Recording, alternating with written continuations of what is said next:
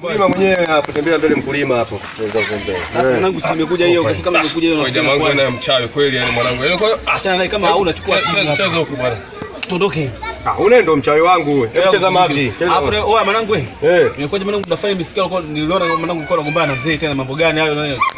Stopa. Tulia wewe kwanza kijana, tulia wewe. Wewe lazima anataka afanyaje sasa?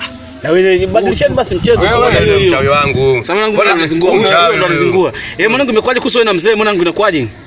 Mzee wangu bwana anataka mwanangu asome na mimi sitaki mwanangu asome. Eti mzee ananiambia mimi mwanangu asome.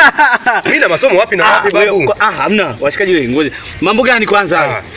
Shule ya nini? Eti shule ya msingi asome eti sekondari. Kuna mtoto nani yule pale juzi tu hapa kapata mimba hapa alikuwa anasoma shule manake nini? Wewe unapoteza hela za bure. Wewe. Nyie vipi nyie? Kwa nini mtoto asisome sasa? Wewe mwanangu eti anazungua naye anaongea nini wewe? Au si ndo wao bwana. Wewe. Basi ndo wao. Wewe anaongea nini wewe naye? Unaongea nini vipi? Wapi cheza kwanza basi cheza kwanza tuondoke mwanangu. Cheza tuondoke.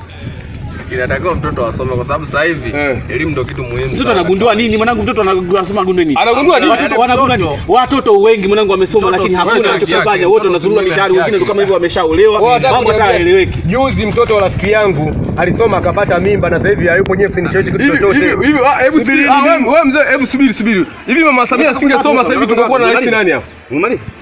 Mama Samia kasoma ndio maana sasa hivi nani rais? Mama Samia wewe wapi? Mama Samia waziri wa afya huyu mwalimu kasoma yeye, hiyo kasoma ndio. Mama Samia kasoma nini? Kasoma nini wapi? Yaani kasoma anaenda kiuko. Hakuna elimu wala nini, ni uko. Wewe unataka kuniambia Magufuli na Samia walikuwa uko moja au vipi? Wala walikuwa mume na mke. Mimi nakwambiaje? Mimi na mke bwana. Mimi muhimu mwanangu asomi. Nishamwambia na mzee wangu mwanangu asomi ndio nishamaliza hiyo. Wasikie niambie kitu kimoja. Naona kama kijue kimemshinda huyo hapa sio? Kwa kama vipi kimemshinda?